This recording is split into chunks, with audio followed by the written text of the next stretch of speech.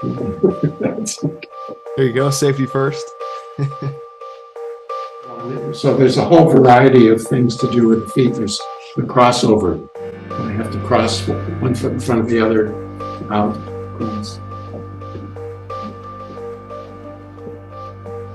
Another one is turning your feet with the toes pointing away from each other. Mm-hmm. Turning your feet with them coming together.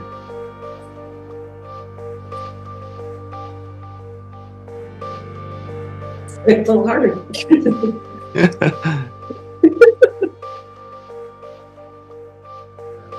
Can you make your hands go knuckles together and then palms together? So it's the same as this movement. Can you do that?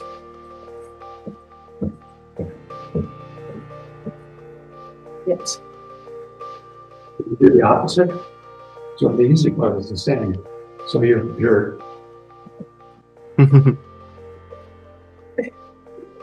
so you just build it up, and pretty soon can you do one side with the opposite movement while you're doing this? It's really hard. Wow.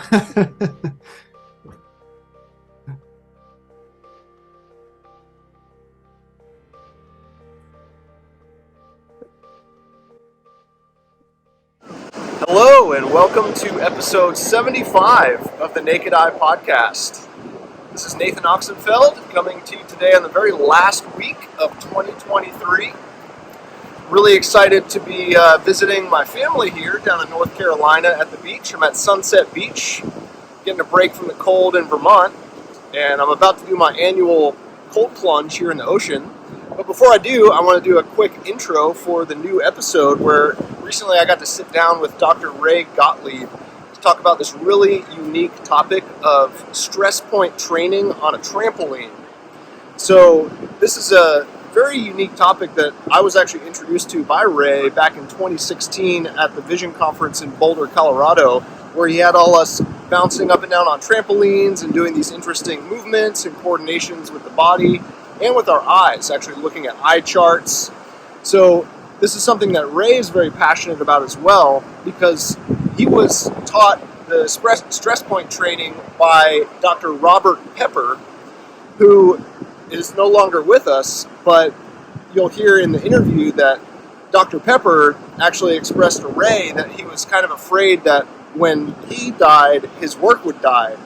And so Ray is very passionate about keeping the work alive, and I was really passionate about giving Ray an opportunity to share this work with more people, which we do in this episode. And we don't only talk about it, we actually experience it, and Ray gives a great demonstration with his daughter, actually. So you'll get to that about an hour into the interview if you want to check out some of the actual trampoline work, but definitely encourage you to listen to the intro and some of the case histories and really the benefits that this can have for you or for people that you work with.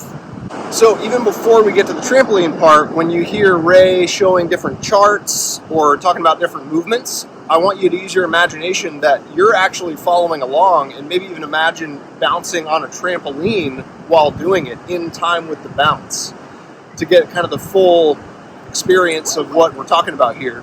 And this is the second time I've gotten Ray on the show, but last time I lost the video file, so only the audio file was released. If you go back to the archive in the Naked Eye podcast, you'll be able to listen to that. But I'm really excited to have the video component with you today, so I'm going to hop in the ocean, and I hope that you enjoy this episode, and wish you a happy new year, and looking forward to many more episodes coming out in 2024.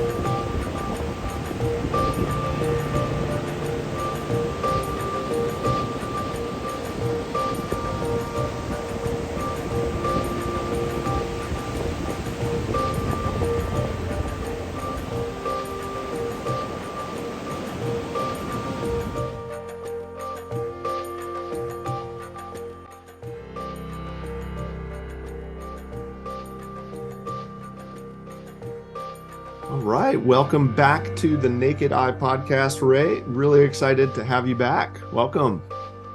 Nice to be here. Yeah, and for people who may have seen your name show up on this podcast before, I've not only mentioned you in some of my previous episodes when I do some of these like conference recaps when we get together at our Association of Vision Educators gatherings. And so you've taught many workshops there that I've gotten to attend and learn a lot from. So people may have heard you there, and also had you on for a full episode going through some of the fundamentals of the Bates method as well. But really excited to have you back today to have this focus today on some of this trampoline work and stress point training. But before we get into some of that kind of material, do you want to just take a moment to introduce yourself and let people know if maybe this is their first episode meeting you? So I've been doing Bates work since the early 70s, where I accidentally discovered Bates's book and said, this is really interesting, and I think I'll try it and see if I can lose my nearsightedness, and tried to understand Bates, which was not easy, and I couldn't do all the things he talked about doing, but managed to find ways of improving my eyes. And I've been, essentially studying Bates and developing Bates for myself and my patients. I'm an optometrist, what's called a behavioral optometrist, and did all kinds of unusual ways of helping people's vision. People with head injuries, people with developmental problems, ADD, kids, just a whole variety of things, and myopia and presbyopia and that sort of thing. So that's been my dedication, and I've retired now for the last 12 or 13 years, and in order to kind of do background research to say, okay, Bates was argued about and put down so much by his colleagues, saying this is all, he's all wrong. How can he be saying these things? But and I thought, well, it worked for me, and so I want to see if there's any more recent information that tends to bolster Bates's ideas. And I found a lot of things that way. One of the areas that I was quite involved with is called syntonic optometry, and that's the use of colored light to improve people's vision and health.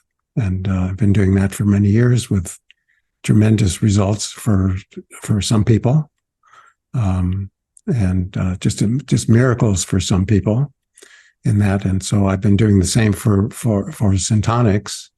I think it's 90 years ago that the College of Syntonic Optometry was founded. So it's been there a long time. And color and light therapy was like way on the back burner for years and years and years. But in the last decade, there's been an acceleration of new journals and articles and so forth. It's like one of the hottest topics in biological sciences. So anyway, that's part of my thing. So I've been doing all this for a while, and my best patient was me. But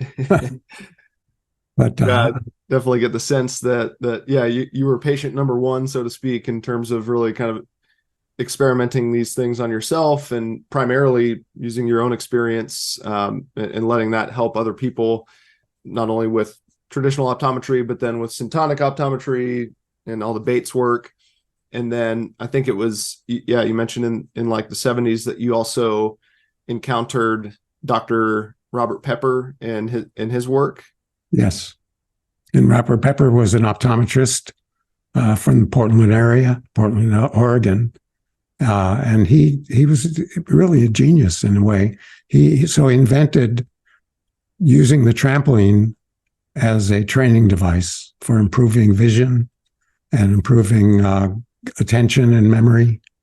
And I was just thrilled when I saw his workshop. He had a 3-day workshop, and I went to it and I went, oh my God, that's exactly what I need. for myself, and so I've been doing it. And at one point, I was hired by a state mental institution to work with developmentally delayed adults. So I used the trampoline with these adults that were impacted so much that they couldn't be out in the world, and I had incredible improvement in them. I was teaching the psych techs and the nurses how to do this on the patients. Mm-hmm. And I had one 28-year-old who never talked, but he knew he could understand words, but he didn't talk except for maybe 5 words like pee, lunch, sleep, but he never otherwise did that. And I worked with him, and on the 3rd week, I had a breakthrough with him. I mean, I literally had to teach him how to bounce by putting him on his stomach on the trampoline and then bouncing him and letting him learn how to bounce himself. And pretty soon he could do that. But anyway, so I had this big breakthrough with him. And then the next week I came hoping to have him so that I could see how far we could go with him. It was a big change. And he wasn't there. I said, where is he? Well, there were 10 wards that wanted their patients to be seen by me. And so they kicked him out and somebody else came. And I said, oh God, I was so disappointed. And they said, well, it was just before Christmas. He said, they're rehearsing a duet that he's singing with this other person on Christmas carols. And he started talking after that. So that one thing, it was just amazing. So, and he talked real fast to make up for 28 years of not talking. Wow. But it was pretty amazing. I had a lot of really positive experiences with that. It was amazing. Yeah, I remember getting the sense of that when you taught this workshop. Was some of the stories like the one you just shared, it seemed to go well beyond just the vision or the eyesight, and really not only was helping people with other issues beyond just vision problems, but you actually said it yourself not too long ago, this thing about vision and attention and memory. So I'm kind of curious, maybe that could be a good jumping off point of like, what is this connection between vision and attention and memory? Because I remember reading Dr. Bates's book originally, and he put a lot of emphasis on the memory and the imagination and that connection with vision. And I was a little confused about that at first, but since you have a book called Attention and Memory Training, I'm kind of curious if you could kind of tie that in with the vision. Yeah. And any maybe examples of how it affects eyesight as well. Well, yeah. So one way of looking at Bates is that everything that he taught and is doing is really working on being present, being aware, awake, and present. So you're present with your vision instead of kind of being half somewhere else in your brain function. So to be able to be there and be able to do it. And then the other part is to do things without efforting, but letting things flow to get things. So with the trampoline work, one of the great things about the trampoline is that it's a timing device.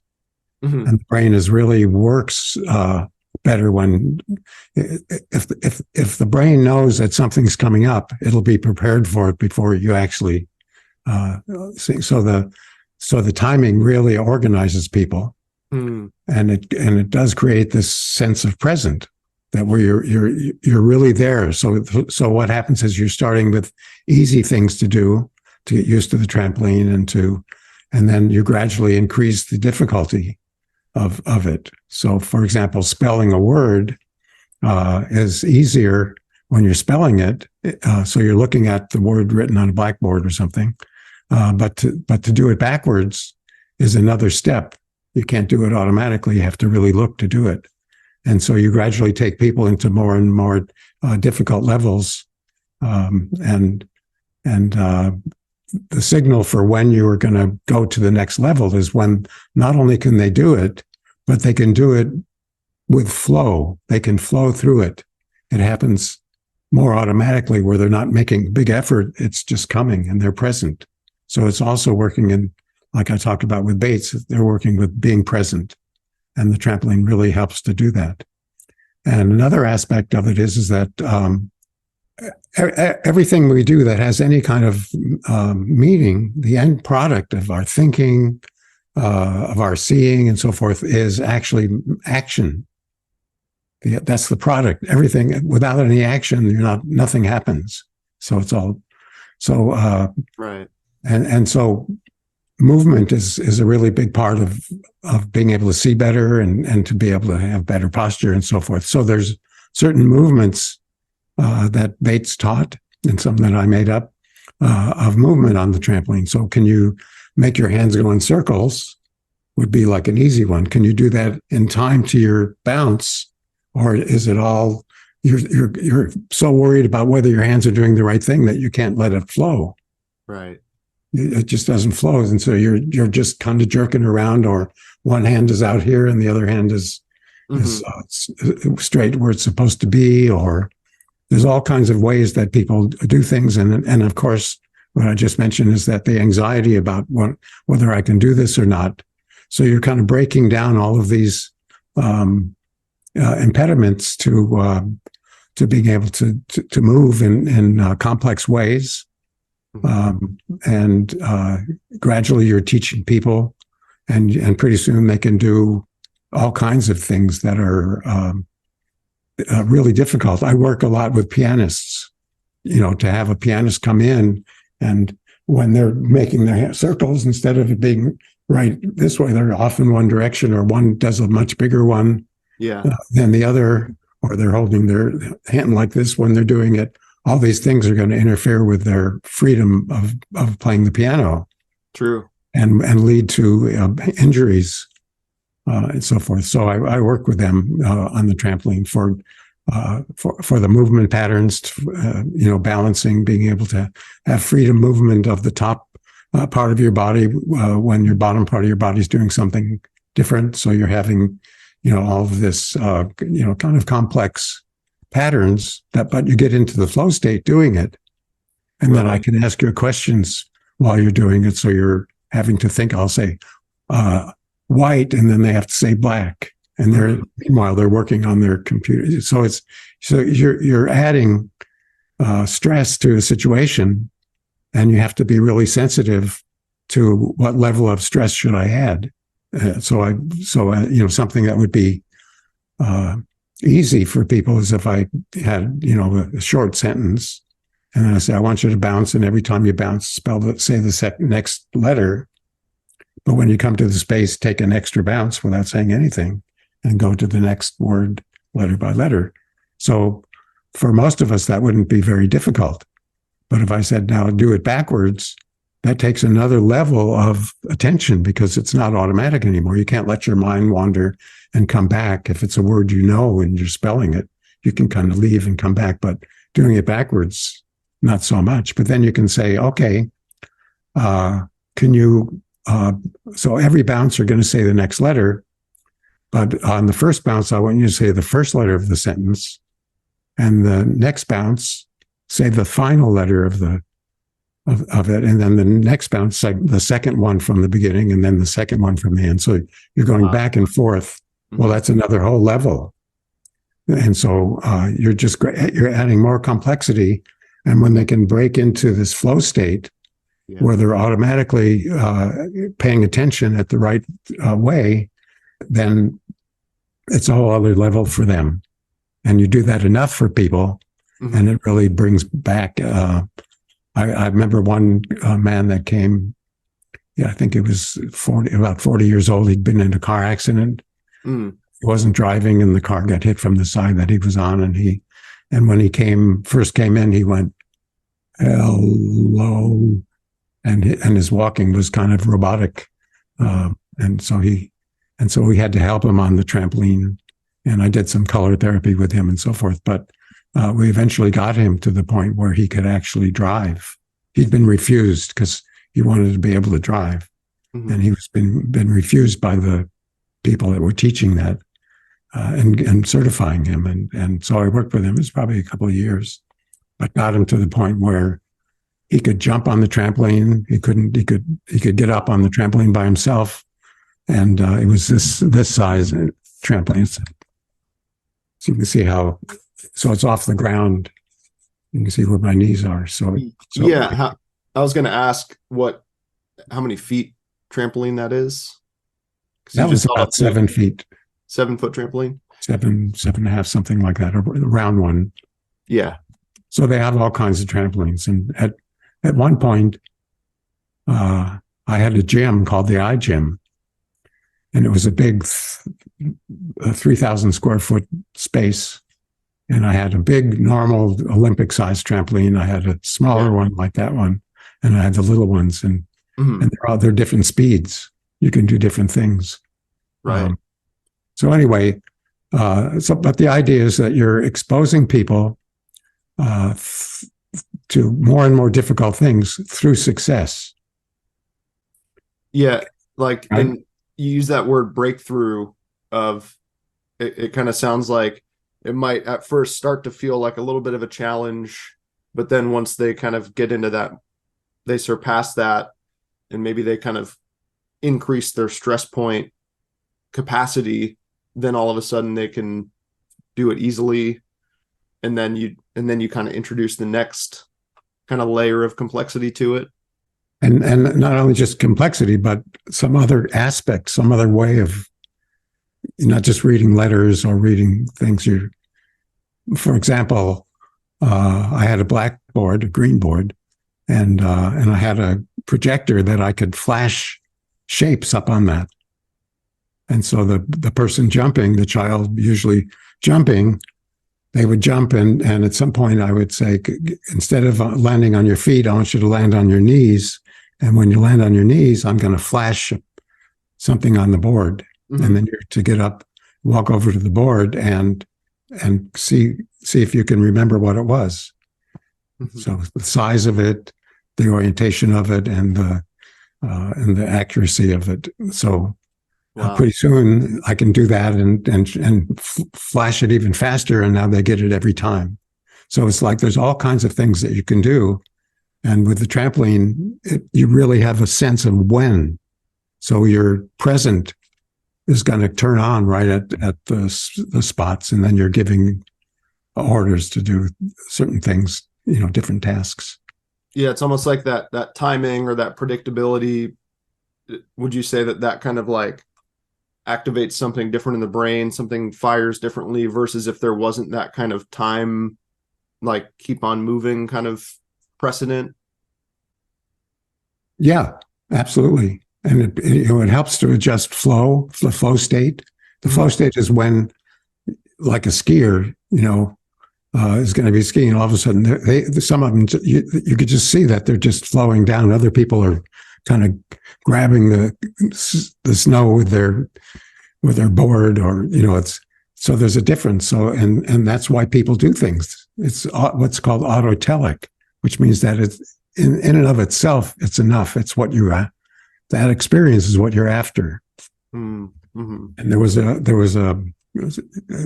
what is the name? Chick Mahali was the kind of person that brought flow into psychology.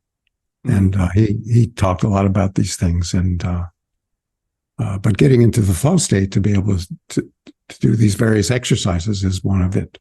And of course, you mentioned the word stress. So there's something a concept about this. And so there's something called the stress point. So if I say, I want you to spell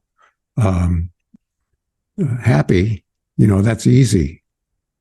So you're doing something pretty easy. And then eventually it's harder and harder. So it's a more difficult word, several words, doing it backwards from memory, first and last letter, all these things. And you get up to a point where when you have the person do the next, I think it's time I can go to another level of difficulty, and I have them go through it, and they can't do it. So I've exceeded their stress point. And when that happens, then your brain begins to discombobulate. And so the answer to that, as the teacher or the coach, is to say, okay, let's you don't want to get to the point where they're frustrated and they're hating you because you put them into a failure situation, and all these kinds of things. So and this applies to everything, because if you ask somebody to do something that's much too difficult for them, then their motivation is going to drop and their ability to do it is going to drop. Yeah. And so the quicker you can recover, and how do you recover? You make something easy enough to do, and the success of making the easy thing work then brings you back up again. And pretty soon the stress point is when you ask somebody to do something that's this easy compared to how well organized their brain is, then it's easy and you feel real good about it. You feel like $1 million, but you're not going to learn anything new. You're just going to do that. And that's what a lot of people do when they're trying to learn how to golf or other kinds of things. They just keep it easy, and they don't really make any progress. The only time you make progress is you have to do something a little bit harder than to make your brain organize. Yeah. And so then you come up, and at some point, instead of being able to do it well the first time, they make a mistake, because now you come up a little bit higher. So there's this place where it's within their reach, but they have to probably make a couple of mistakes to get there. And for some people, as soon as they make a mistake, it's all over. You have to really get them quickly back down to something easy enough and then bring them back up again. On the other hand, if this is how organized they are and you're asking them to do something way up here, they're just going to get more and more frustrated and hate you and hate their mothers and have excuses. I can't do this because my mother's not here. I mean, all these different things that go on. So you have to be, whether you're teaching somebody to ride a bicycle or play checkers or whatever it is, if you're not aware of the fact that you've asked them to do something that's difficult, and then they're not going to want to do it anymore. So this whole concept of the stress point, and make sure that you're within the range of success, even though it takes something. And people are really sensitive to at that point. And at one point I said, I have an idea to myself. I said, this guy's really fragile in terms of when he misses something, even on the first try. And so I said, okay, now let's do this. Let's clap your hands whenever you get to a vowel when you're doing the jumping, for example, something that's more difficult. Yeah. And so then I thought of this question, and the question was, do you think you'll be able to do this the first time you try? And they look at me and they go, I don't know. And I said, that's the answer. But if you assume that, that you'll be able to do it well the first time and you don't, then you're going to blame yourself for being stupid.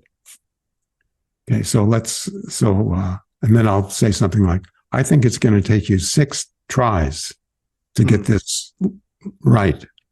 Well, I've actually told them something longer. I think they'll actually get it in maybe 3 tries, but I say 6 tries. So when they get it, then they feel extra pumped up because they got it faster than I thought they were going to be able to get it. Nice. But that question, I'd been practicing, doing this for years. And that one day I went, oh, you think you'll be able to do this the first time? And then I talked to them about that. Yeah, because I'm sure plenty of people, it'll be kind of unconscious or subconscious that there is some sort of assumption for perfection or putting all that pressure on themselves to get it right. And then for you to kind of alleviate that and then give them permission to maybe make a mistake or be experimental or try something new. And then they actually learn it and kind of surpass it. But that's a really great explanation of how sounds like, this is putting just sort of a positive spin on stress in a sense, because we always talk about how stress is kind of this, cause or connection to a lot of different kinds of vision problems and health problems and otherwise. But it's almost like you're using stress as medicine, where you're kind of dosing it correctly, just enough so that people can kind of surpass it. And then it almost becomes like a fuel source that people can use as opposed to something that harms them. Yeah. I mean, you're not going to learn anything new unless you go a little bit over the present level, whatever it is. Yeah, and I'm glad you pointed that out, that, when you kind of stay underneath that stress point, I guess the two options would be either to, like you hinted at, just sort of give up or stop trying, or what you also pointed out was just kind of coasting and staying kind of status quo and not really leading to much change or growth.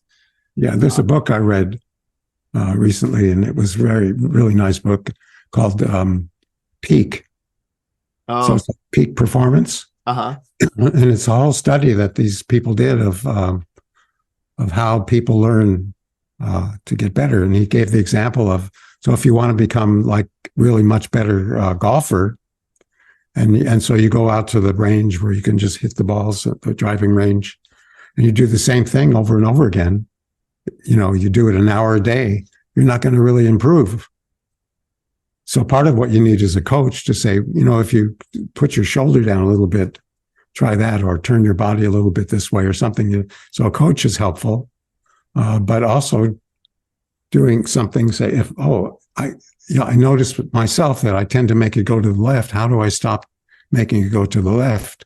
And then you learn how to do that. So being able to challenge yourself to get better and better, instead of just going, okay, I'm going to get better because I'm just hitting these balls.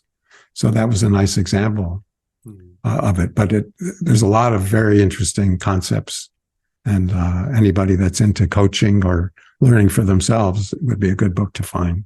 I can't remember the author, but I think it's called Peak. Yeah. No, and I love that concept. And I think that makes a lot of sense to most people when we think about certain things like golf or other skills. And then I love it when people start applying that kind of thinking to their eyes, and they start thinking about their vision as a skill that they can grow and develop and hone and master. And thinking of it as a skill like that, I think, is really helpful. And then it gets you thinking, well, what can I do? And then we think about either the Bates method or the trampoline work as ways to carve those new neural pathways and really start to make some transformation happen. And maybe, since I just brought up the Bates and the trampoline work, after hearing you kind of explain some of the purpose or the benefits of the trampoline, the other thing that really became clear to me was also how the trampoline work pretty much inevitably breaks the staring habit, or maybe helps people get more comfortable with more movement of their eyes, or starting, I know for myself, the longer I'm on a trampoline, the more it sort of looks like the world is moving. And even when I get off the trampoline and I'm back on solid ground, it's almost like my legs still feel a little wobbly, or it's like the world is still moving a little bit. So it reminds me a lot of the Bates method swinging idea of just seeing things moving more and really avoiding this whole bad habit of staring. So I'm sure that's just another little side effect or little benefit of the trampoline work as well. Well, in terms of the conceptual aspect of it, so when people are trying to do what Bates said, like, I can see this letter, but on the next line I can't do it, and then you're working at home trying to improve yourself, and so what happens is like on the eye chart. On the eye chart. Mm-hmm. So you're kind of doing something that's above your point. So it could be in your stress point, but the idea that you keep trying, and the more you try, the harder the more you bear down and make an effort to do it. You should stop at that point and find something easy, and then build yourself up again. So it's the same concept. Everything is around whatever you're coaching or learning or something new, this idea of the stress point. So I give somebody something to do, like spell the sentence backwards or do it from memory or whatever it is. And then the question is, when they finish, did you do that right? Did you do that perfectly? Or did you make any mistakes? So that kind of self-awareness check. So, yeah. So, and they go, and the kids will look at me and say, why are you asking me for? It's my teacher is supposed to tell me if I did it right, or my mother. And I said, no, if you don't know if you did it right, then you're going to be at a handicap for you, because you have to know when to keep going and get it better. Yeah. And so being able to notice that you made a mistake. And so I'll say to the person, they may have left a whole word in a sentence. Yeah. They just skip one entirely. I'll say, did you do that correctly? And they go, oh, I don't know. And I'll say, well, and I'll run my finger underneath the sentence and I'll say, if you made a mistake, where would it have been? And invariably they know, they feel the discomfort of that area. And they say, oh, I don't know what I did, but I think that's where it was. Wow. And so what you're attempting to do is to get them to recover from making a mistake, so that they become so aware, not only that they made a mistake, but the brain knows before you make the mistake that you're going to make the mistake. There's a predictive aspect in one part of the section of the brain, one area, that knows before. It's like when you're walking and if you stepped where you were going to walk, because there was like a rock there that was twisting your ankle. Right. Even before you know that it's there, your brain knows it and makes you step so you miss the rock. So that function in the way our brain works is there, even though most of us don't realize it. No, yeah, that's totally happened to me on dog walks. It's like dog poop. You mean dog poop? It's like my foot at the very last second, averts something or uneven ground or something. So it's like a pre-consciousness or unconsciousness. So the idea of so it's the idea of, did you do it right? Do you know that you did it right, and so forth. So then you work on that aspect of it. Say, well, okay, what happens now? And the next time they try it, they go, I think I made a mistake. And the idea is that when you make a mistake, you have to stop and tell me what it was. You don't just keep going. Instead of continuing. Yeah. So that then, I really know that they knew that they made a mistake. So what happens is that pretty soon they make a mistake, and then 2 or 3 letters later, they stop and say, I made a mistake back there. You remember what it was? No, but I know that something was wrong. So then they work again. Pretty soon they get to another level. It's not only did they know that they made a mistake, but they're actually able to stop right after they make a mistake, and they can tell you what it was. So it's another level. And then another level beyond that is they're so aware of what it feels like to be making a mistake that they can actually catch themselves in the middle of making a mistake and then try to get to recover from it. And usually they can't do it right away, but then they can begin to recover. And then when they do recover, they put so much energy and attention in recovering that they make a mistake right after that.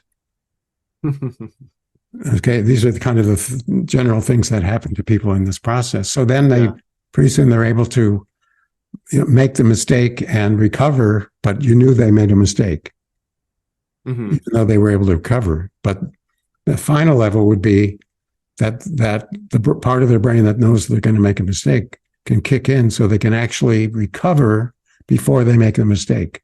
And so I call it pre-recovery. Sort of avoid the mistake and then go on like for example, a pianist.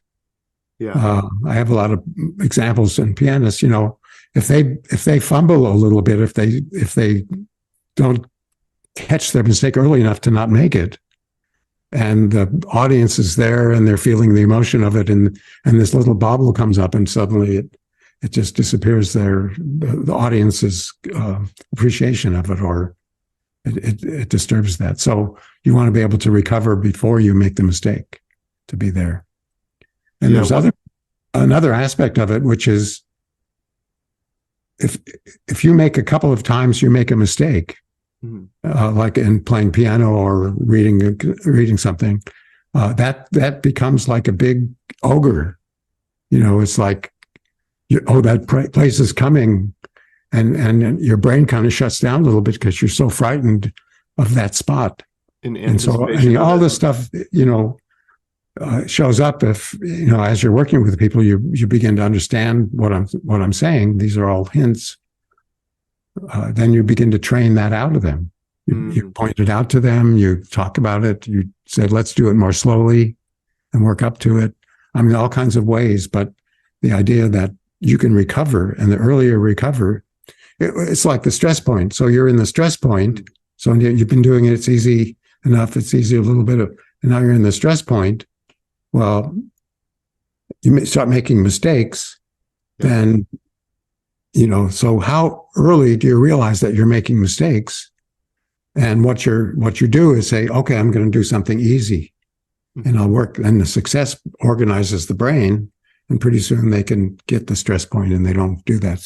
But unless they notice that their brain, when they're on their own, not jumping on the trampoline, that their brain is kind of lost it. All of a sudden, they can't get 2 notes in a row correct, or they can't. Their writing goes crazy, or they, what they've been able to do easily suddenly is hard, because they overstressed themselves and they didn't think about it and they didn't recover. So all that is all part of the trampoline work.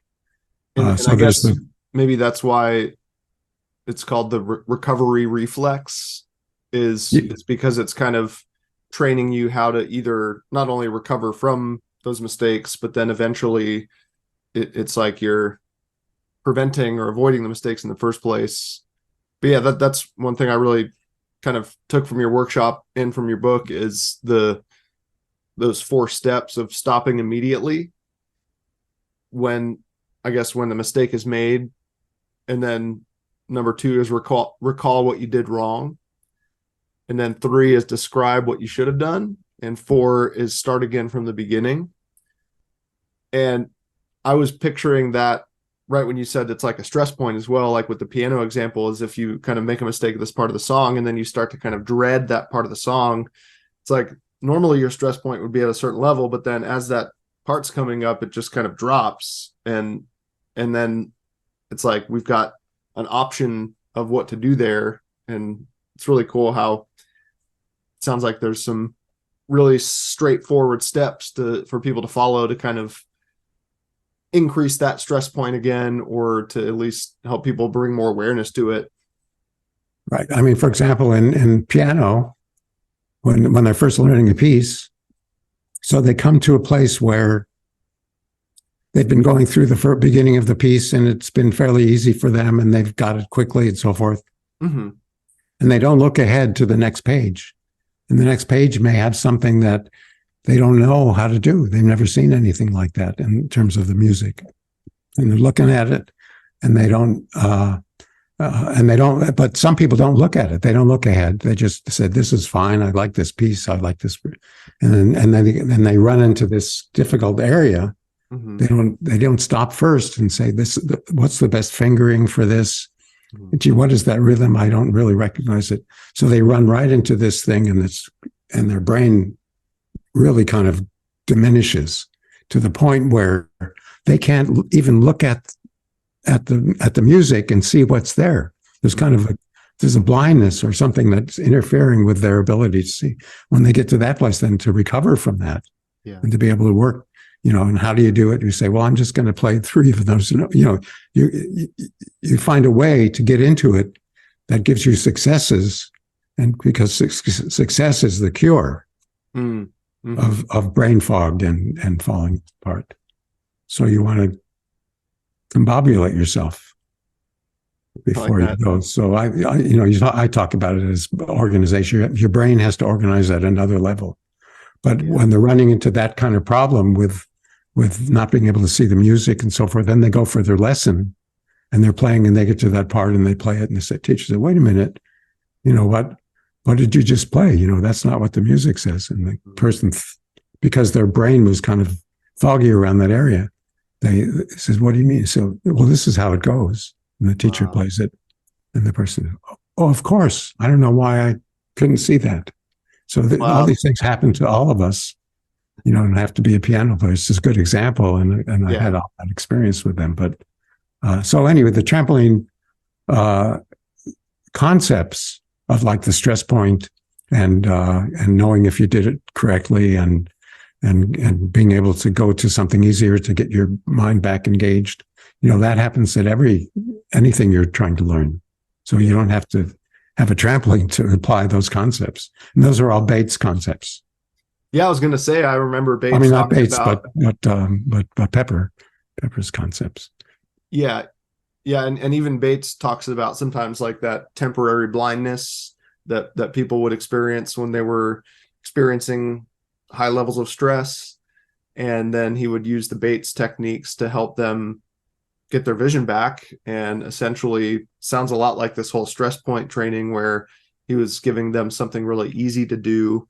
And when they could succeed with it, whether it was palming or sunning or swinging or something, then all of a sudden their vision came back and they could handle more stress, and their eyes could function and see things as they are. So I love that example of literally the brain kind of fogging out a part of the piece of music, and then kind of just the fingers just find some way to connect the part that they actually see to the next part. And then when it's made apparent to them, then they actually see it as it is. And that's just a really good example of how powerful the brain can be to kind of influence how we see things and how it can be changed, especially with the help of someone else. A coach. Yeah. Like I think that's probably super crucial, especially starting this stuff, is for somebody else to point out those mistakes of our little blind spots where we might be kind of filling in the area and not really seeing it as it is. Yeah, there was somebody that I knew that actually studied, not studied, but worked with a teacher, a famous teacher whose name doesn't come to that one in LA. Anyway, Corbett? Yeah, Corbett. So he was one of Corbett's teachers, and wrote a wonderful dissertation on the Bates work. Anyway, so I asked him what he did. What did you do with your patients? And he said, I had them looking at the chart and trying to, and then I would point to them. I would point out to them, okay, you're stressing now. You can drop your shoulders. So the whole thing was 3 hours of looking at things in the way Bates wanted them to look at it, and pointing out, helping them understand their stresses, their patterns. And that's what worked. They worked.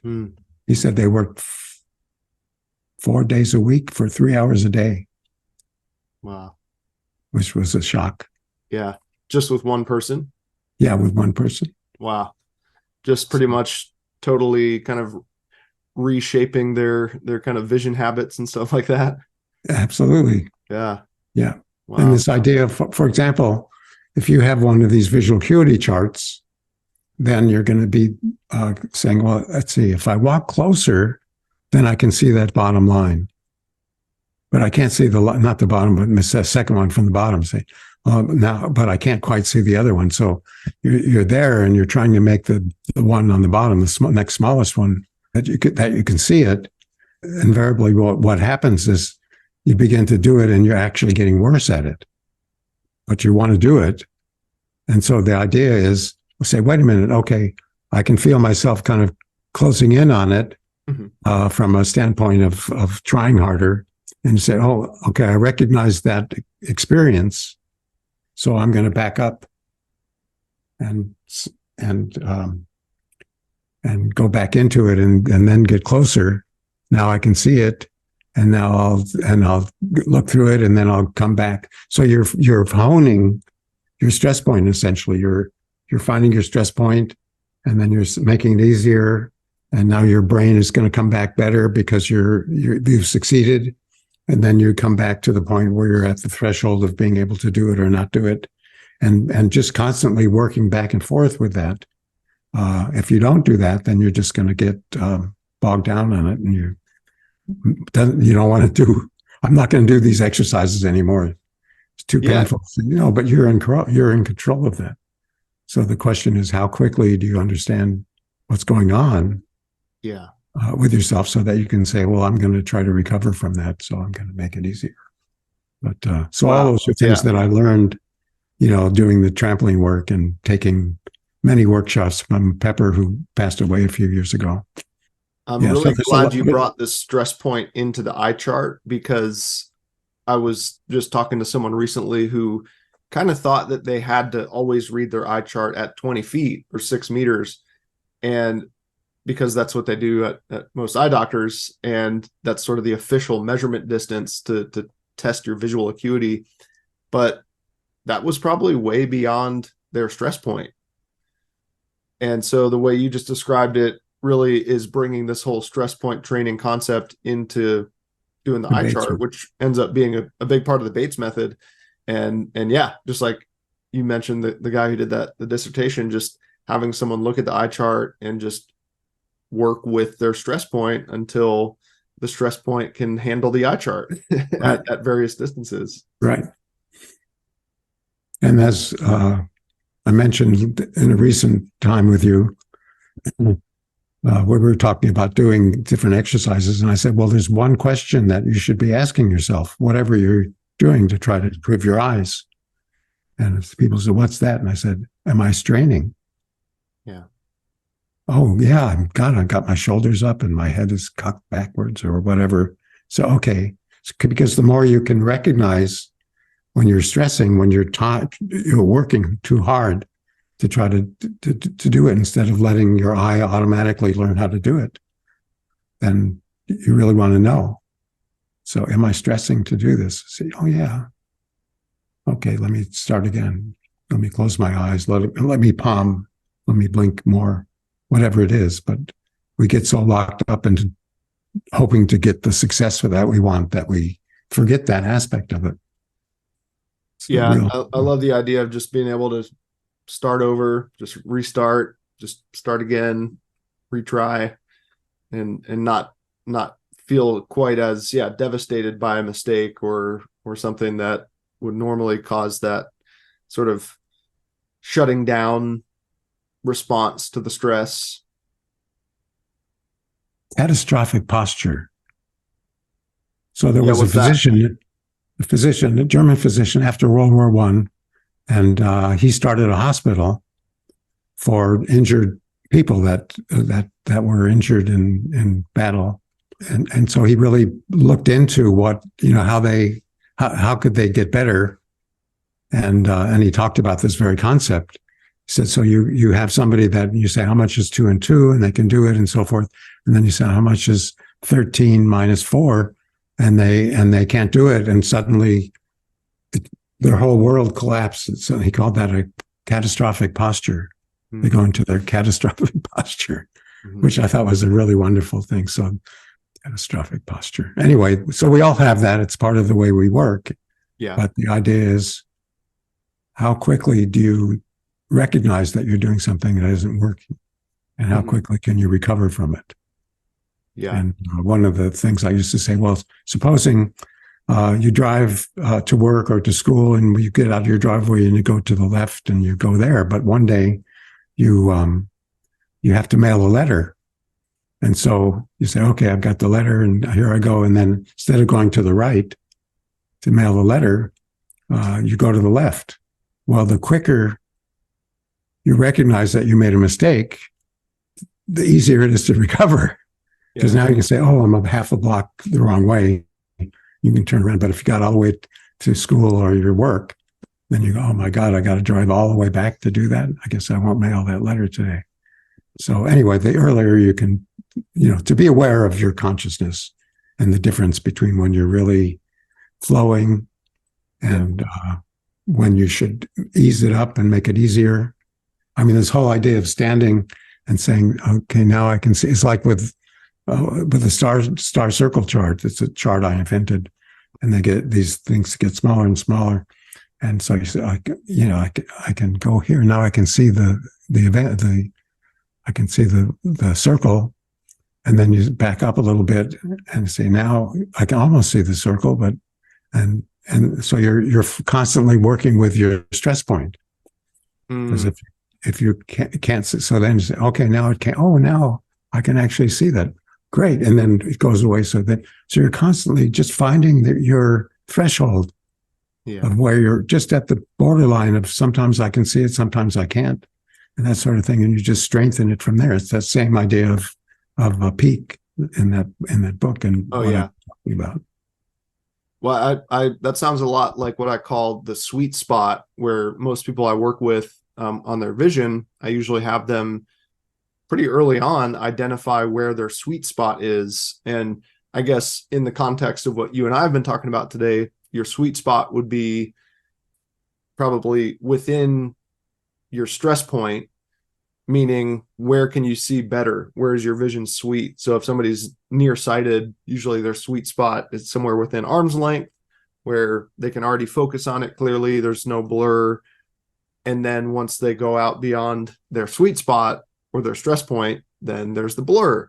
And I think even just finding what and measuring what that distance is actually pretty helpful for a lot of people, just because if you're not aware of where that is, then you just have less guidance of how to stretch it out, or kind of, because that's kind of like even just watching you leaned in and then you leaned out. It kind of reminds me of like how I was stretching my myopia out and my ability to focus farther away, because felt like my stress point was pretty close in and I preferred things in my myopia bubble.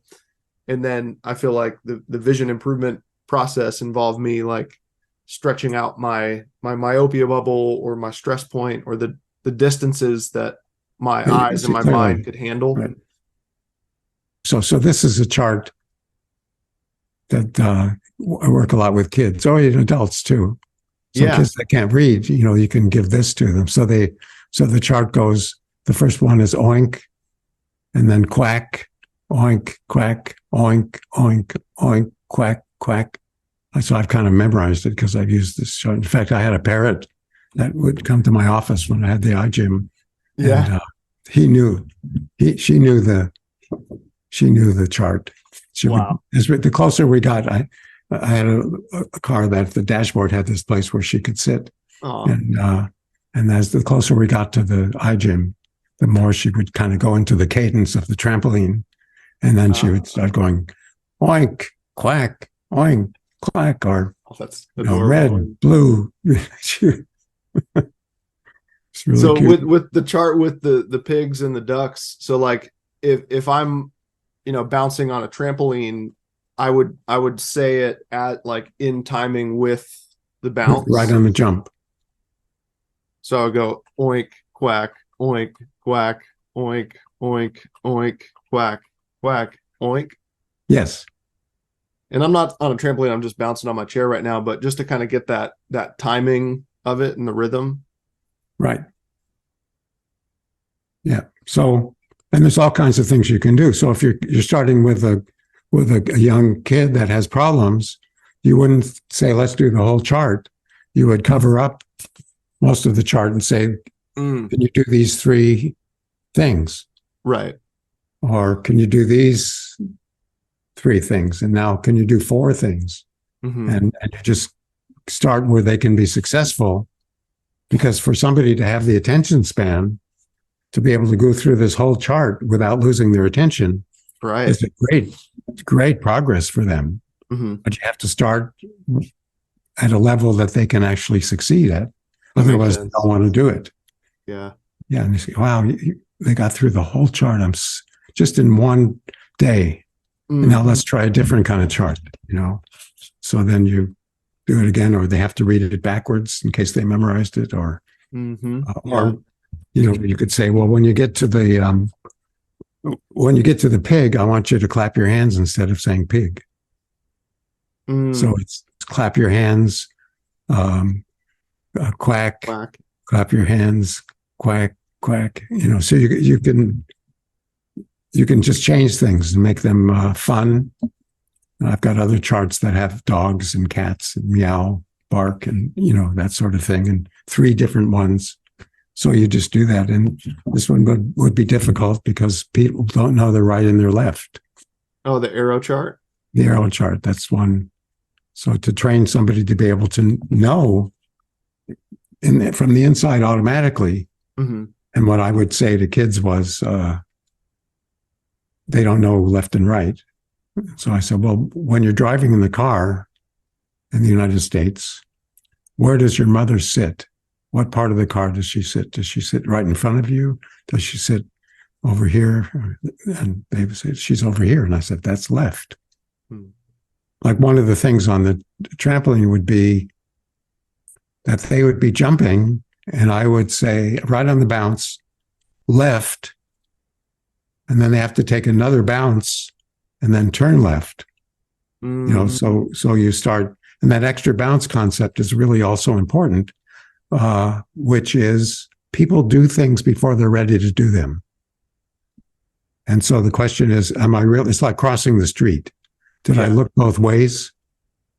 Am I ready? Or did I just kind of think about something else and walk into traffic or whatever? Just rush it, yeah. And rush it. So there's this whole idea of rushing versus preparation state, that you're there. And so I had one of the piano students, when she would be playing either for a lesson or for a recital, she would actually start playing it before she sat down. What do you mean? Instead of sitting down and saying, let's say this is Beethoven, so I've got to have this kind of gusto and okay, yeah, now I'm ready. And then they can start. Yeah. But if they sit down and they're playing it even before they're sitting down, they're not really prepared. They don't know what that feels like. So to build an experience that they know what it feels like, you can say, did you feel ready when you started doing this? You can ask questions about it, but you're really trying to get them to say, okay, it's like this chart. It's another of Pepper's charts. So the idea is that you're looking at the star, and I'm going to say scissors. Yeah. And then that you have to pause before you move it up you don't go, I say scissors and they go like that. You don't know, you want to be ready to move and be right about it.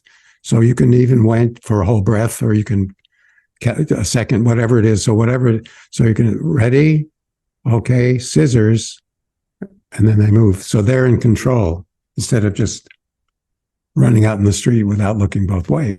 So, and so you begin to do that, and then you can get them to do, and then you say, okay, this time I want you to go the opposite direction.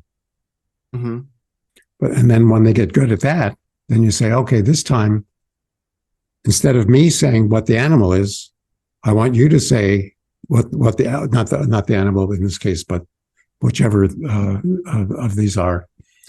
So then the kid is going to say, okay, clock.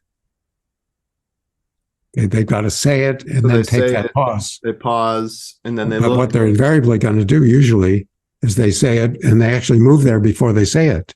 Right. Yeah. Right. So you're working with that aspect of their ability to control themselves and not to go half conscious into the next thing that they're going to try to learn. Yeah, I can definitely see why that would maybe help with something like impulse control in the case of maybe ADD or ADHD and learning how to kind of, and that one felt very much like working with the periphery as well, of kind of building a certain level of peripheral awareness and it's because I could feel my eyes going right where you told them to immediately without the pause. So that was a really interesting feeling to just kind of wait and then let the movement occur. Right. So when you're doing the left-right thing that I described, say left, and they're going to just go to the left or make a mistake, whichever. Say, no, you have to take a whole extra bounce before you make your turn. And that's very difficult for people because they want to get there and they don't. But that really brings a consciousness of that aspect of preparation, pre-preparation before you actually make the move. Yeah, it's my memory of the trampoline work is that my mind always wanted to kind of go faster than the bounce. And at first I was almost kind of like stressed. It's like the bounce is happening too fast and I'm not gonna have enough time to go to the next thing or whatever. But it actually felt the opposite. It was almost like this bounce ends up feeling too slow, and I have to learn how to kind of not slow my mind down, but kind of like you're talking about this pause of like be present. Yeah. Not sure if you want either me to try the arrow chart or the turning thing, or if you want to do any kind of demo with the actual trampoline to kind of give either sort of a visual or kind of a real-time example. Okay, well, my daughter is here and I've got a trampoline here, coincidentally. Yeah. Do you want to maybe do just a brief little demo of something simple or something? Sure. Demonstrate some of the stuff we've been talking about today. Okay. So there's the trampoline. Awesome. Okay, so I'm going to just have her do some of the movements that I talked about initially. So just bouncing up and down. Okay, so you look at her hands going around like that, and she's doing it in time to the bounce. So try it with not being able to do it in time to the bounce. That's what some people do. So just stop for a second. So I want you to bounce, and when you're coming down, your hands are going to come down. And then when you go up, then it'll kind of bring your body up. So it's the same movement. Down, up, down, up, down. So it's time. Okay, well, there's a lot of people that get on, and because they're anxious or whatever, they can't do that. They can't get in sync that way, and then they begin to kind of really lose what they had. So initially I would start doing this movement, and then at some point when it was really difficult for a person to do that, I thought, well, what's easier than that? Yeah, again, I want to give them success. So what's easier than doing this is doing this. And then when I was on the bigger trampoline, I could say, do this really hard, and it actually begins to cause the bounce. Right. To get the feeling of it. Yeah. Like with some of the people from that hospital, some of the inmates. So, pretty soon they could feel that down, up, and then pretty soon they could make circles. Then transition to the circle. That's simple enough that they can succeed at it. And so then when they might start to fall apart on this one. I say, okay, I want you to do this while you're reading that long quiet chart or something. And then they fall apart. And I say, well, now I'll do it again, but don't do this, just do this. So then I've made it somewhat easier. And I don't say I'm so stupid that I have to make it easy. I just do it as a matter of what we do next. So they don't feel like, oh, he's making it easy because I'm so stupid. No, it's just good to have that fallback and just have like some anchor. Some way to bring it back. Yeah. So now doing this circle, okay, so he's pretty good at it. Okay, so stop for a second. So we want to be able to free the top part of the body from the bottom part of the body. So it'll come out in the example of this. So jumping first with your feet apart, and then your feet close together, and then your feet apart. So it's in and out, in and out. So you're doing that, and at the same time you're doing this. So let's see, easier that. Feet are going in and out. Keep that in with white socks on. Right. There you go. Safety first. Good. Okay, so catch your breath. So she did that easily, but there's some people, they may start doing it and then their mind wanders a little bit. Now they're doing the same thing with their hands that they're doing with their feet. So they've lost their attention. And some people can't do it at all. So then, how do I make it easier? I said, well, okay, without doing your hands, can you do 2 bounces with your feet apart and then 2 bounces with your feet together and 2 bounces? So you just slow it down. How about 4 bounces? I'll help you. 1, 2, 3, 4, switch, 1, 2. Yeah. 3. Now they're able to do it and then say, how about every other time? And pretty soon they can do it every time. And they can do it. So you build it up with these small steps if they need it. And kind of like you were just doing, right? Maybe people watching or listening could even if they don't have a trampoline, they could maybe even just try it standing on the ground or even seated. Like I was doing it just in my chair with my feet moving in and out as my hands were going. The gym balls. Oh yeah, bouncing on an exercise ball. Yeah. especially if you put yourself into a corner behind you, where if you happen to lose your equilibrium, you can, you're safe. You don't have to fall backwards. Okay. So, yeah, she was able to do that. And then you go harder, make it more complex. So can you do the same thing with your feet, except instead of going out, in, you're going to go 1 foot in front of the other. You're going to alternate. And then your hands go back and go circles. And then show what somebody that doesn't have much feeling would do. They would do their hands the same as their feet.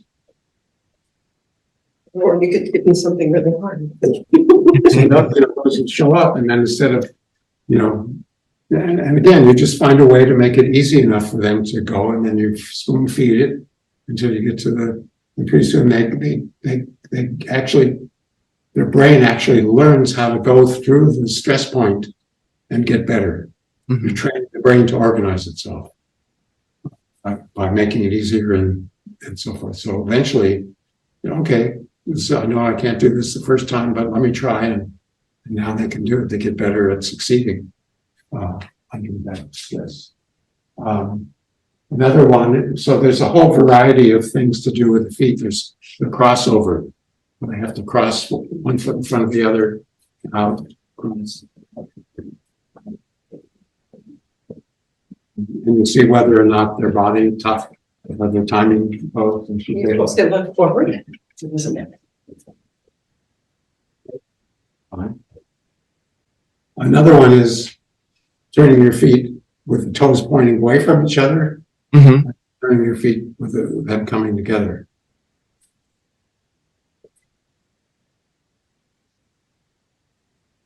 It's a little harder.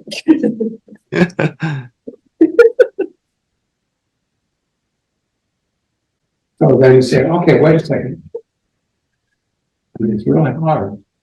So let's try what I usually say is, I want you to jump. So your toes are out. I want you to jump. And when you feel ready, so you're jumping and you go, okay, I think, wait a second. Okay, now. Now.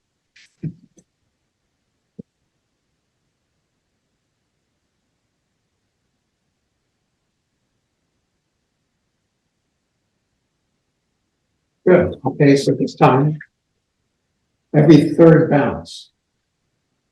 1, 2, 3.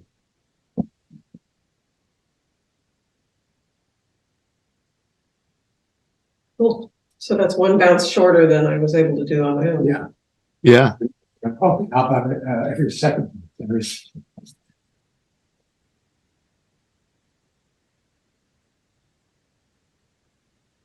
Good. How about now at some point when he's doing one bounce, at some point, okay, am I ready to do every bounce? It's a big step. So 1, 2, 1, 2. Okay, now I think I'm ready. Okay. So I'll start out doing every other bounce and then sense when I'm ready to do it. Okay.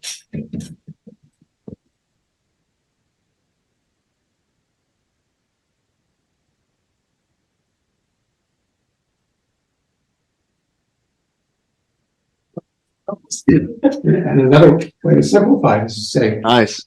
Do your hands. Yeah. Don't do anything with your hands. So you get to the point where, can you make your hands go knuckles together and then palms together?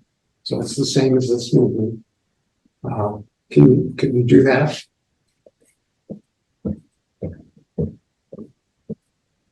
Yes. Can you do the opposite? So the easy part is the same. So you're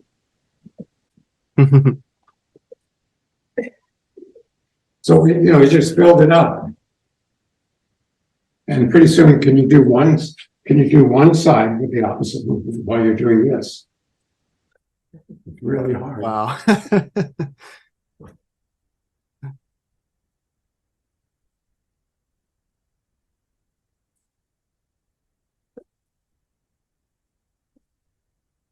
She's doing the same direction with her hand. It's very difficult. Yeah, that's very And advanced. then, if she starts to do it, then I can say, how much is 2 and 2? You know, But I have to get better at it. yeah, Yeah. yeah. You're training their brain to be better. I mean, you're getting the brain is organizing different ways, left and right. I had the patient I mentioned before that had the head injury and could only talk in monotones and so forth. Gradually we got better and better at doing things. And then one day I said, well, gee, what if we do something like this? And I had a chalk, and on the trampoline, I made a square, and then I made a circle, and then I made a cross, and then I made a heart. So that each corner each edge of the trampoline had one of those symbols on it. And then I said, okay, I want you to jump, and then I'm going to say what to do. Heart. So I say, okay, now you're going to do heart. And they're bouncing, and they have to take that extra bounce, and then they would, in that case, have to turn around to the heart. Well, he couldn't do that at all. Mm-hmm. There's no way, even if I only had one thing up, only one thing to turn to. Yeah. And if I said, there it is, that's the one you're going to turn to. He couldn't do that. And his father looked at me and said, he calls me every day. And he says, I'm in front of the gas station on Main Street. How do I go? How do I get home? Didn't have that wasn't there. It's like, I know the front door is there without looking at it. Yeah. I know that. I know that that's north. I mean, it's part of. I know this is up and this is down, but we have a built-in sense for a lot of. Sometimes not. You're in a new place, but where. I used to live in Rochester, New York. So that's where the lake is. That's where Miami is. That's where Boston is. So I had that, and I built it up to him then. And pretty soon he was able to know. I said, if he wants to learn how to drive, because now he was missing he only had this much vision. The rest of it was gone. And it gradually got better. I was putting light on his brain, and I was doing different things to bring it back. And so he got the whole side and a little bit of the other side. But that wasn't enough, because if he doesn't know where he is and where he's going, sense of that he doesn't have that together, then he can't drive, because we'll get to an intersection and we'll go, well, which way am I supposed to be going? When we get to an intersection, we know we're going to go this way, or we're going to make a turn or something. So until I could train him to do that, and eventually he did. I made all kinds of things for him. I said, can you draw the schema of the first floor of your house? Or I would put with this chalk on the trampoline bed. I would make the United States, and I'd say, okay, this is where. And I just had him do different things. Stand on your porch, and I want you to face where the railroad comes by in that direction, and I want you to know what's over here. And anyway, I just did all kinds of things that I kind of invented for him on it, and pretty soon he was able to do that thing where I would say, square, and he could take that bounce and turn.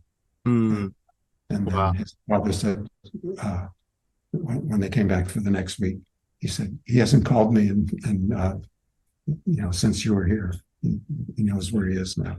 So I said, okay, let's talk to the guy that grades you in terms of being able to get a license. Yeah. I talked to him, and I said, you saw him and you knew that there was no way he was ever going to be able to drive, but he's not the same person anymore. And so So Tim went and he got his driver's license. Wow. So that was a great thing. But it was, it's a very individualized kind of thing. Oh, for sure. Yeah. Yeah. Everybody's different, and you find different ways of working in your way with them. Well, that's why I loved how you just demonstrated that, which was really, really cool to watch, was actually asking the person to make the choice themselves. you didn't say at first, like, all right, do it every 5 times or every 4 times. You said, wait until you're ready. And I think that's super empowering in and of itself to just say, oh, I'm in charge. I'm the one bouncing. I'm the one who gets to say, okay, now I'm ready to make the change. And then once they do that, then you stepped in and are like, all right, now every 3 or every 2 and kind of, but if you would have just run in there and be like, all right, let's see if you can do it every 4, that already feels completely different. And like, I'm just having to follow your orders as opposed to like, oh, this is about me learning and feeling this out myself. And that whole idea of, am I ready? Yeah. I mentioned earlier, Mm-hmm. am I ready? Yeah. Yes. Okay. Now I'm ready. So I'm not going to walk without looking left and right across the street. Mm-hmm. Yeah. And I'm sure it's a mix. I'm sure you've seen a wide range of responses to when people do go beyond that stress point. I was appreciating how Kindred had a similar response that I have, which is laughter.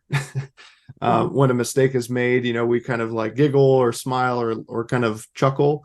But I could also imagine maybe other, like one word you said earlier was frustration, or maybe some of the kids you've worked with, don't laugh about it, but they get upset, or different kind of emotion kind of comes as a result of that.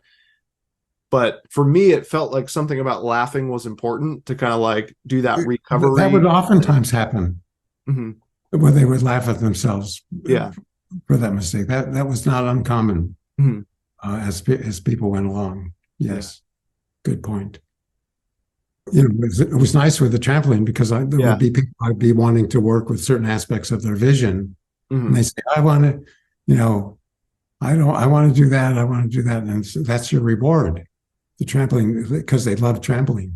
That's the reward. So, and there are other ways to do similar kinds of things. So for example, I had a woman call me one day, and I had been working with her son, and she called me, can I come in for an extra session this week? And I said, yeah, sure. What's up? She said, well, he's graduating from the 5th grade to the 6th grade. And they do this skit about the 13 states ratifying the Constitution. And his job is the narrator. And so he has to memorize which state came first. And he has to do that from memory. So I said, okay. And so I built him up. I had a big trampoline, mm-hmm. outdoor trampoline and a blackboard. And first I had him be able to spell all the words of the states. And then I said, okay. And I had I erased one of the states. And so then when they had to fill in the gap, and then pretty soon they could name the states forward, they could name them backwards, and you could do it with flow and ease. And I said, okay, well, let's try something else. And I got a smaller trampoline. I had 3 different sizes. It's faster. And, and the speed, he just fell apart. Mm-hmm. And so we worked through that. And then finally this fast trampoline like this one. And then he got it. And that was many years ago I got an email from him. He looked me up, found my website, and he said, I'm so-and-so, and I just want to tell you, and I said, now I'm a physician, I work in Aspen, and I'm doing this kind of, I just want to tell you that, I wouldn't have gotten here if it hadn't been for me working with you. Wow. And that's amazing. Yeah, because I can imagine that not only if you can do that while bouncing on the big trampoline and the small trampoline, like that would make it so much easier to then not only do it on stage for the skit, but then it's just something that you have forever. It's like your memory now, and and then it translates to other ways of using the memory. So that's a really inspiring story. One of the things that I just remembered that I think is a great thing is so they're doing something, they can do it, and you say, I'm going to try to make you make a mistake mm-hmm. while you're doing it. And so they start doing it, you go, and then they lose their attention. And then pretty soon they can stand, or you hit their leg while they're jumping, and they have to stay paying attention and doing it. And so you do different invasive kind of things, and they have to hold their own and keep their mind where it is. I remember once I was giving a talk at a meeting, and I had this person on there, and I was doing that technique, and he was turning in certain ways, and Kindred was with me, but she was a baby at that point, so I had her bottle, her bottle to drink with the nipple on it, and so forth. And so as he came around, I pulled that up like that, and he just fell apart. But anyway, that's a really good technique. Is to say, I'm going to try to make you make a mistake, and you have to keep doing what you're supposed to do. Yeah, keep the focus there, keep the flow going. Anyway, so there's a lot of aspects to it. Getting people's coordination together. Yeah. It's really important for cognition. There's a lot of articles I've been reading that talk about that. Everything is based on movement. And so if you can't, turn your foot one way without your arm doing it, then you're not free. So we want to do that free. There's I remember meeting some people who worked in the kind of neuroplasticity field, and they would walk you through a handful of really simple little tests and coordination movements, whether it's, touching all your fingertips or different kind of little, sort of brain gym feeling kind of things. Some of the stuff that you showed today as well.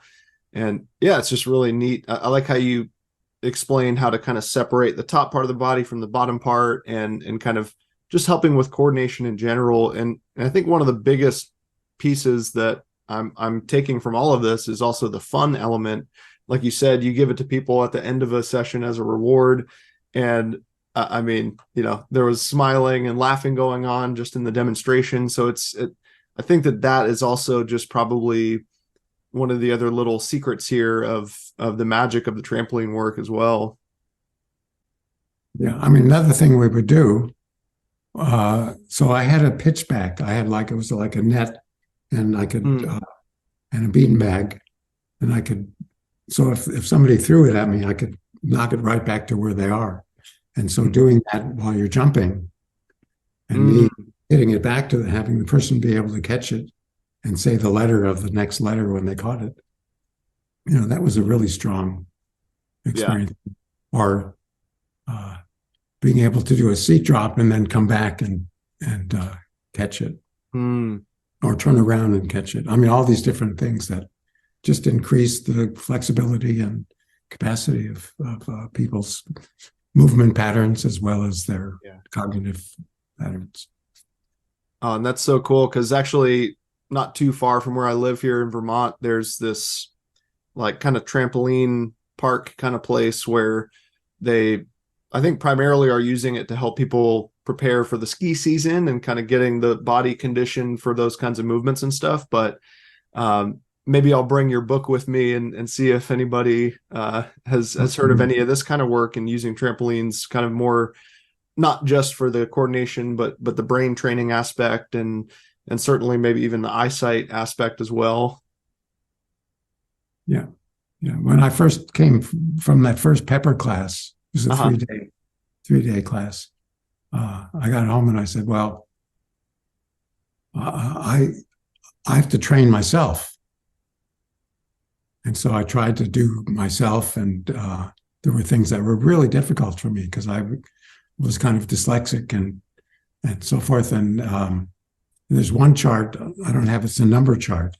I think it's in any of these, but it's five numbers across, there's 25 numbers, 5, 25, 13. The parrot knew these by heart. 5, 25, 13, and then you just go through that and to be able to go through all those numbers and get to the end without losing your attention or saying the same one again. That was really, really hard for me. And so then as I worked on myself, then I would go, I was a small college town, and I'd go across to the coffee shop across the street or to the bar over here, and I would talk to people. And I said, well, you want to try something interesting? So then I began to get people in to find out what normal was. Right. I would work with them until, a couple of times sometimes, but I did that for a while. And then Cool. One day, these men and women came and said, "I want to bring my kids here, and I want to pay you." And so these two kids came, the daughter and the son, and it was really cute because they were jealous of each other. And so when one was working, then the other one was trying to distract. Wow. Where the one kid stopped and said, "Child abuse," to the one that was portraying child abuse. It was so cute. So those were my first, two actual paying people. Wow. So anyway. That's interesting. You brought that up because I remember seeing that in, I think, the introduction of your book about how you kind of got involved in the trampoline work and kind of sharing it around town and getting random people bouncing on the trampoline. So that painted a cool picture in my mind. But yeah, I do also get the sense that this is just a very vast field with a kind of unlimited creativity and potential for people to kind of think about not only how they can share it with people, or maybe people are thinking about how they can help their students or clients, whether they're physical therapists or Bates teachers or whatever, but then also like how could this apply to things, whether it's in the aspect of sports or music, like you brought up, or really any kind of skill. I mean, there's, or just with balance and coordination as we age and things like that. So yeah, it seems like a pretty far reaching kind of work. And I think you did a great job today giving a good overview and even some examples and demonstrations to kind of pique people's interest. So I guess maybe what might you recommend if people do want to maybe learn a little bit more? Is there an easy way to like either check out your book or your website, or where would you send people for more? Yeah, I this is the book, and it was published by an optometry organization, and then it went out of print. Mm-hmm. It is there on the website, raygottlieb.com, and you can find other things there. And some of the charts will be up on there. I really believe, in fact, when Bates got older and knew that his time had come, he called me and he said, "I'm going to pass the baton on to you." He said, he called before that. He said, "I wake up in the middle of the night, every night, in total anxiety because I'm afraid that when I die, my work is going to die." And then when he got closer to passing away, he called and said, "I'm passing the baton to you." Well, I've been involved in the other aspects of this, the Bates work and so forth. And I got to be doing more with the trampoline stuff. And I still haven't really taken it into the world in a way that I want. But this is maybe a step in that direction. I think so. And it was so cool re-listening to my recap of the conference from 2016, where you taught the trampoline workshop. And, I just gave a real brief little summary of it. And that was back in episode 14 of this podcast. And at the end, I was like, yeah, this topic definitely deserves its own whole separate episode. So it took a few years, but we're here, and we finally got at least one session on the books here. So it should be in every school. Yeah. It's just such a straightforward thing, but people hear trampoline and they don't know what you're talking about until they would hear a conference like this. Yeah. Yeah. I did one other point came to my mind. So I'm working with these pianists. They're all very high level pianists. It's a program that my wife started, and she has like 40 students from all over the world, from the best universities, and she gets the best teachers to fill in anyway. So I'm working with these really high level pianists, and I introduce myself to them, and I say, well, my job is not to make you the best pianist in the world. I can't do that because I'm not even a pianist. But what I really hope to do is to make you a better coach for yourself. When you're all alone, nobody teaches you how to learn new music. And you make a picture in your mind about how you think it's supposed to be, that everybody's supposed to do it this way. And then you run into these problems, and you're wasting time. But I feel like my goal here is to make you a better coach for yourself when you're alone in the practice room. That's wonderful. And then there's these stages. You mentioned it earlier before we actually got online of how do you know when you've learned something well enough? So Pepper had like 5 stages. Oh, I've actually got it right here. Can I do it? Can I do it in the first place? The first one. And then can I do it well? Yeah. And then for how long can I do it well? And can I accept change? Can I do it well every time? And yeah, can I be creative and expressive as I do it? Yeah. So those are like stages of, so when you're learning a new piece of music, how do you know when you've learned it? Well, what happens to people is they learn it on one piano and they learn to play it one way. And then they can't understand when they go into the practice, to their teacher. It's a different piano. The keys feel different. The acoustics are different. And then they said, I could play this, but they never accepted. They never did it with change. They always did it the same way. So you have to go in a different piano. You have to play it faster or slower with more difference between the loud and the soft. Or you listen to some famous person play it and see if you can play it that way. Just, can I accept change? It's a really important one. Yeah. Otherwise, you fall into a certain trap that you've created for yourself. So, yeah. So can I do it in the first place? Can I do it well? And a lot of times, I mean, we kind of teach to a level of mediocrity, or we could say competence. But there's a difference between doing it as a master of it, or just being competent that you can do it. So there's a whole difference. And in general, we don't go to that level. We don't go to the level of mastery.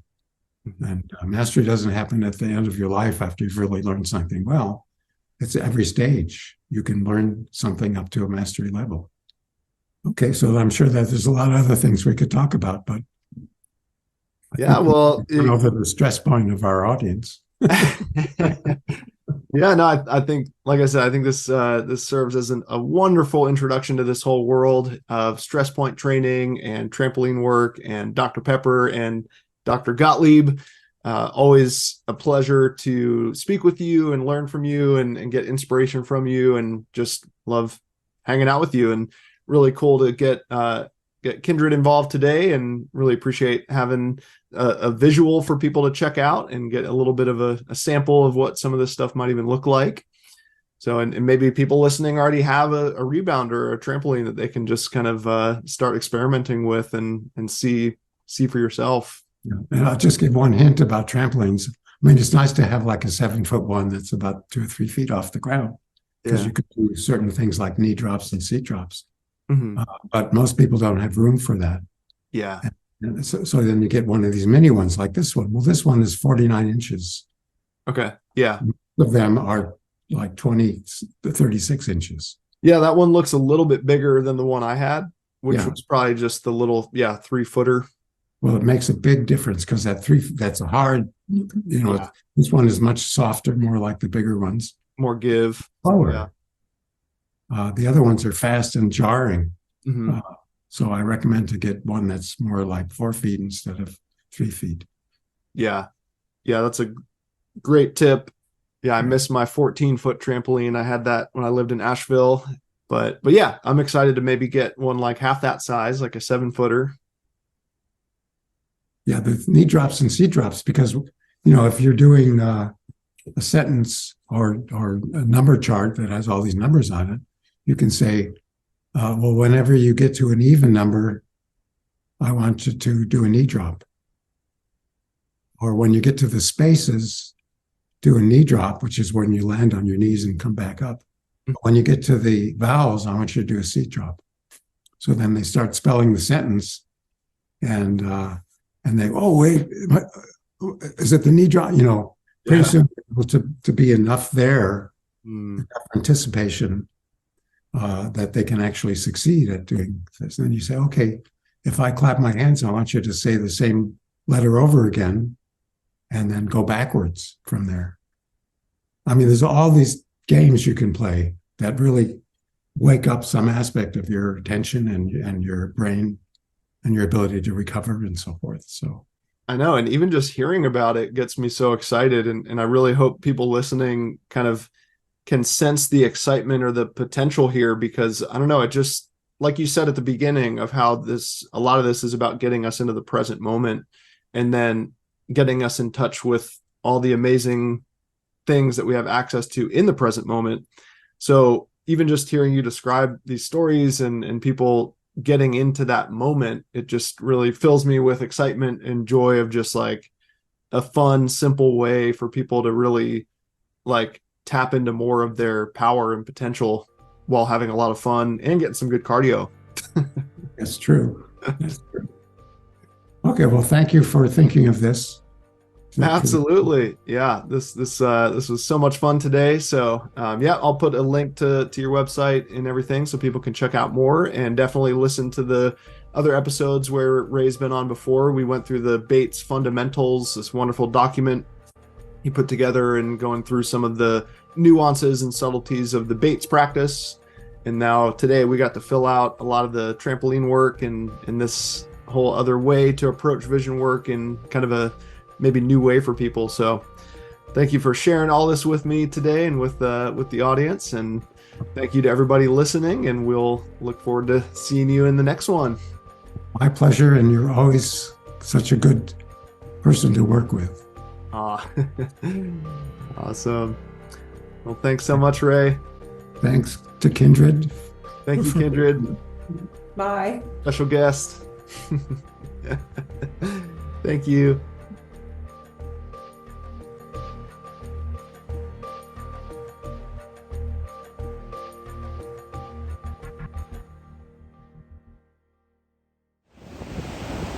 Like and subscribe.